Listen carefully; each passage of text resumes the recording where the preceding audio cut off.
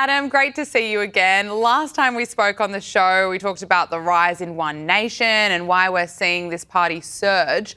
Well, One Nation is just continuing to skyrocket. The latest poll from the Australian Financial Review, Redbridge Group and Accent Research found that One Nation is up 9% to 26%, making it the second most popular political party. And now, of course, today, the former Liberal Senator Cory Bernardi has become the latest politician to join One Nation. Adam, it really has the momentum at the moment. Yes, it certainly does. I mean, we've been seeing these polls now for about 4 weeks, roughly, and the 26% primary vote you just suggested, that's been reflected in numerous polls. So it does suggest it's a pretty sticky, solid figure, and that means we're seeing a political earthquake in Australia, like which I've never seen in my lifetime, where you have a party that I think got 6% at the last federal election just last year, now on about 25% or even 30%, I saw one poll. So obviously this has absolutely massive ramifications. It should mean, if those numbers hold, that they get 2 senators in every state, maybe more than that, and quite a big handful of lower house seats too. So, you know, it may well make One Nation the second political force in the land after the Labor Party, which of course is still dominant. And it's no surprise to me that Cory has thrown his hat in the ring. He wasn't treated very well by the Liberal Party. I can't remember if he was sacked or he resigned, but they did not have a good relationship. And Cory is a good speaker, and he certainly appeals to the base of One Nation. I think there'd be a lot of very happy people in the One Nation headquarters when he announced that he'd joined to run in South Australia. Yeah, I think you're right. Before I talk to you about the Libs, which is, of course, a mess, former Neighbours star Holly Valance has said that she enjoyed being cancelled after her anti-woke song was briefly removed from Apple Music after it soared to the top of the charts. And this is what she had to say on Sky News about cancel culture. Being cancelled was probably my first cancellation, actually, I think. It's quite fun. I enjoyed it. And I've been enjoying receiving all the sort of hater Instagrams and people moaning about it. It just helps me sleep at night. I love it. She also revealed on Sky News that there are plenty of conservatives in her industry, but they're too afraid to speak out. Yeah, look, they shouldn't be afraid. I mean, she may well have been cancelled, so to speak, but I think the cancellation of people is getting weaker and weaker and less frequent. The song in question, I listened to it. I'm sure you have too. It's very fun. It's very lighthearted. I think it's part of the Pauline Hanson movie, I believe, is it? Or yes. It's been released with it.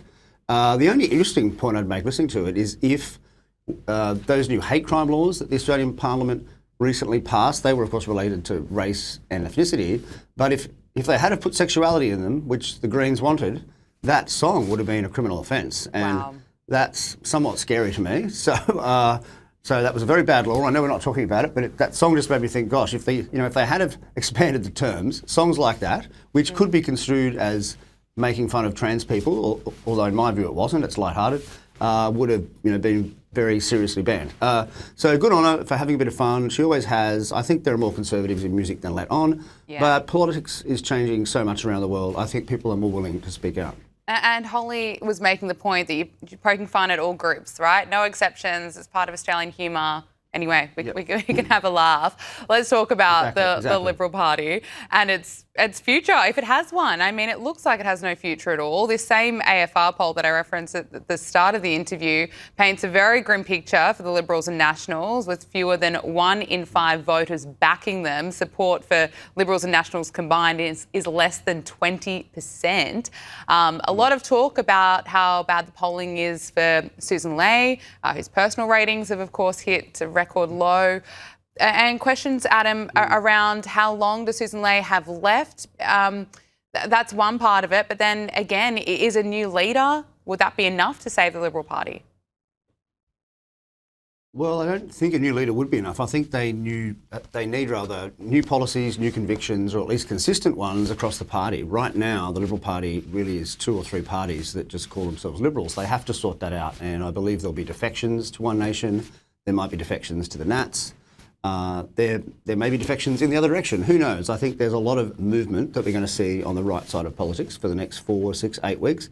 I do expect by the end of that 2 months that Susan Ley won't be the leader of this new Liberal Party. She may be, but I mean, I think what she's presided over has not been fantastic in Liberal Party history, and it's kind of hard to see that her leadership is not terminal. But let's just wait and see. I mean, the numbers at the moment are apparently with Angus Taylor, a former minister, former energy minister. He's a very smart guy, very articulate. But it wouldn't surprise me if there are some other people put their hands up in any spill. I know Andrew Hastie's ruled himself out, but there will be others, of course. I mean, if you go into politics, generally you want to be the leader. So that's most people's aim. Yeah, we're seeing so let's just wait and see. But they need to sort out their principles. That's the most important thing. The reason for the One Nation surge, I think, is because people know what they think on the core issues of energy, net zero, and on housing and immigration. They know. Do you know what the Liberals stand for on those? I don't really know. There's a lot of Great question. Great question. No, I think you're absolutely right. I mean, you know exactly where they stand on all issues. They don't flip-flop. The Libs have been flip-flopping on issues, and it's been, I think it's part of the reason they're in such a mess right now, really. Now, the Reserve Bank is expected to lift interest rates for the first time in 2 years today due to this rise in inflation.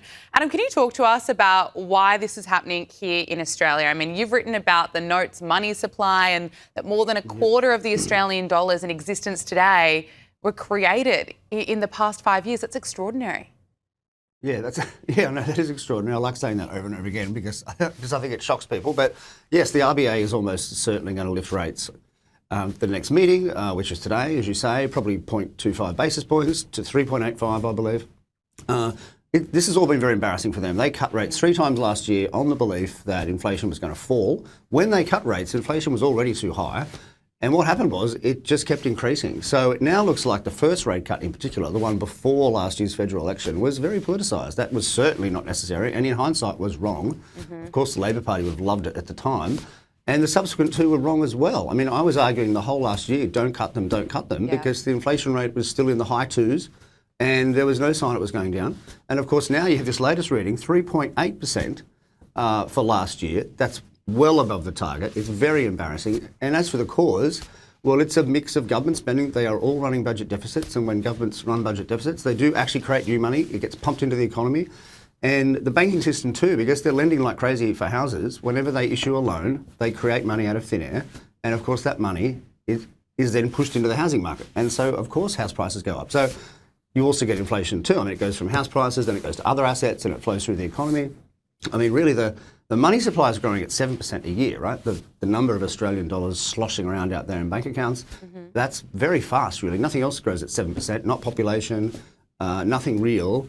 And so it's no surprise to any economist that knows his stuff that you're going to get a pretty high rate of inflation, especially in housing, where most of the money ends up, when the money supply grows that much. And we're all feeling it. And Australians, it's just... Exactly.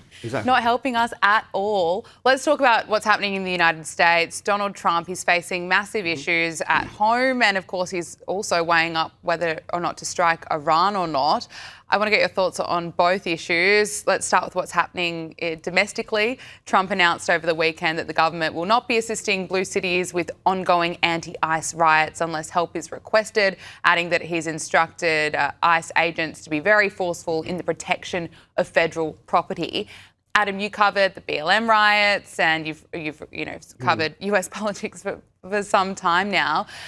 Looking at what's happening in America right now, there are plenty of reports that the protests that we've been seeing in recent weeks are not exactly organic. What's your read on where this is at the moment and what we're likely to see unfold?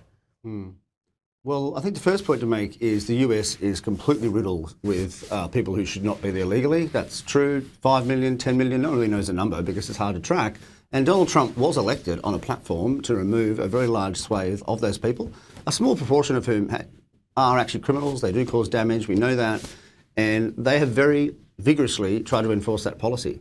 And it's hard. People hide. It's hard to know who's who. And you've seen in Minnesota the riots, the 2 accidental shootings, and that was a very bad look, I think. I mean, you can argue about whose fault it was, but at the end of the day, 2 people were shot by federal agents. It's not a good look for the federal government. And I think after the second one happened, I think a lot of supporters, even me, were a bit like, oh God, maybe we have to slow down a bit here, because it just creates so much anger. And, you know, one famous fund manager said, I think it was Ray Dalio, said the US was on the brink of civil war. I mean, I think that's excessive, but that's the sort of thing some very intelligent people are thinking. So he has pulled back. I think he's announced there'll be no more ICE agents going to Minnesota, or they'd only go if the local state asks them to go. So I think that's an admission that the aggression levels or the implementation was not right. But the principle is right, I think. I mean, you know, if you have a law, well, it should be enforced. If it's not enforced, we'll just change the law or get rid of it. And that's where I think that is going to head. So Trump has stepped back on that one. Yeah, and I think you're right. Look, we do need to see a de-escalation, and so we can't have any more people being shot because it's absolutely tragic. But he's got a lot on his plate, Donald Trump. He's, of course, weighing up striking Iran. There are reports today that the US and Iran may be holding diplomatic talks in Istanbul on Friday, but of course there are warships in the Middle East. How do you think this is going to play out? What's your sense? Yeah, well, look, this is very risky. I think it's riskier than last year when the US dropped those bombs on that country to stop some of its uranium enrichment. There's, as you say, there's a warship armada there. I think the Arab allies of the US are trying very frantically and very hard to pull the US back from being more aggressive because they see that Iran has essentially on this been cornered. It's had all those protests, which have been extremely embarrassing, domestic protests where thousands have been killed. So it's a humiliated regime, but when regimes get like that, they are likely to strike back if they're attacked because they're worried that they'll collapse. And I think the threats that the US has made to Iran, they can't really be accepted by Iran. I mean, if I was Iran, if you were Iran, you would not accept them. They're basically saying you can't have a foreign policy, you can't have missiles of a certain length, and of course, you can't have nuclear weapons. You know, maybe on that third one, they will make progress, but I think the others too, in my view, they're probably going to be dropped. Because no self-respecting sovereign nation is going to allow some other country to tell it who it can and can't give money to, especially, you know, a country of 80 million people that's thousands of years old. I mean, that's how they see it, right? So, but on the other hand, Trump has foolishly, in my view, said that he would save the protesters or at least help them. But I can't see how he can do that without basically invading the country. And Trump has done a lot of interventions, but I think he likes the low-cost ones where you just drop a few bombs or you kidnap someone. You know, and then everything goes back to normal. But a full-scale war with Iran would not be like that. Yeah, it's interesting to watch him hold off for now. It'll be interesting to see what happens over the next couple of weeks. Senior Research Fellow and Chief Economist at the Institute of Public Affairs, Adam Creighton, thank you so much for joining us, talking about all issues around the world. We really appreciate it.